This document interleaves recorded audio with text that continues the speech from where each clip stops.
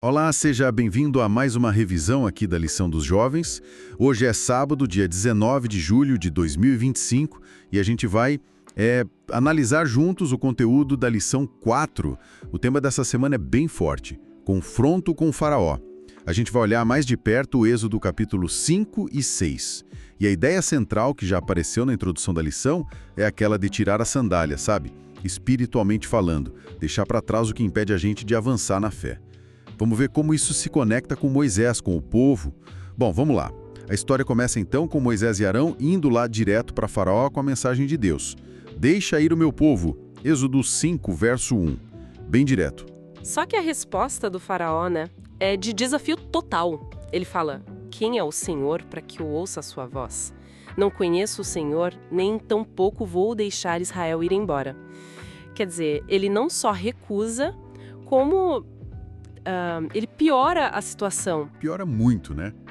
Ele manda os israelitas continuarem fazendo os tijolos, a mesma quantidade, só que sem dar a palha.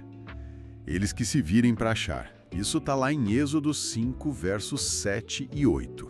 Imagina o desespero. E aí vem uma parte fascinante, que é a reação do próprio povo, É verdade. Os capatazes israelitas apanham porque não conseguem cumprir a meta, E em vez de se unirem contra Faraó, eles culpam quem? Moisés e Arão. Nossa. Eles dizem que Moisés e Arão pioraram tudo, que colocaram uma espada nas mãos de Faraó para matar eles. Isso tá lá no verso 21 do capítulo 5. É uma reviravolta, assim, bem humana, na pressão. Totalmente. E isso mexe até com Moisés, Ele vai questionar a Deus. Ele fala tipo: Senhor, por que fizeste mal a este povo? Por que me enviaste? Sabe, desde que eu falei com o Faraó em teu nome, ele só tem maltratado o povo e tu não livraste ninguém. Êxodo 5, versos 22 e 23. É um momento de dúvida profunda mesmo. Uma crise de fé, Sim. Será que essa dúvida, esse desânimo todo, seria uma dessas sandálias que Moisés precisava, talvez, tirar para poder seguir?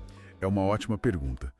E é exatamente nesse ponto, nessa crise, que entra o capítulo 6 de Êxodo. Deus responde a Moisés. E a resposta não é uma bronca, é uma reafirmação poderosa da promessa e do poder dele. Ele diz: agora você vai ver o que eu vou fazer com o Faraó. Êxodo 6, verso 1. E aí, ele se revela de novo como o Senhor, YRWH, o nome da aliança.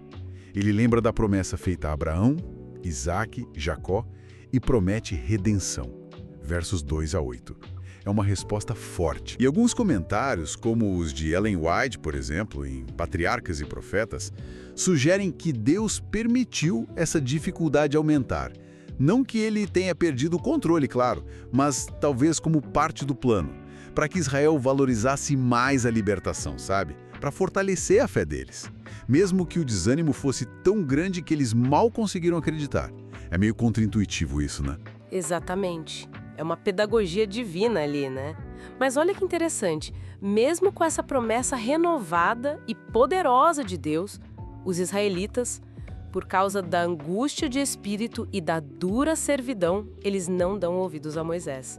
Tá lá no verso 9 do capítulo 6. O sofrimento era tanto que bloqueou a esperança. Parece que sim. O peso era demais. E o próprio Moisés, de novo, ele hesita. Ele fala que é incircunciso de lábios, nos versos 12 e 30. Ele se sente inadequado para falar, para liderar. Talvez mais uma sandália ali, a da insegurança. Faz sentido. E aí, bem no meio dessa tensão toda, o texto pausa para dar aquela genealogia, Detalhada. Dos líderes de Rúben, Simeão e principalmente Levi, até chegar em Moisés e Arão. Êxodo 6, versos 14 a 27. Parece meio fora de hora, não? Pode parecer uma interrupção, mas tem uma função muito importante ali.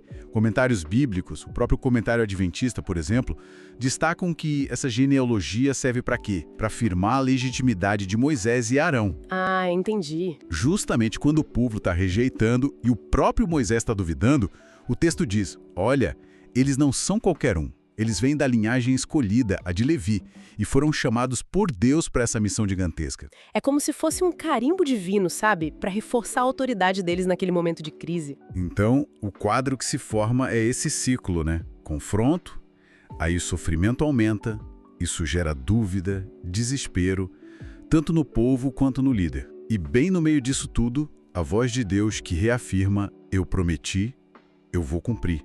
E são vocês que eu escolhi. Mostra que a missão divina nem sempre é fácil de cara, né?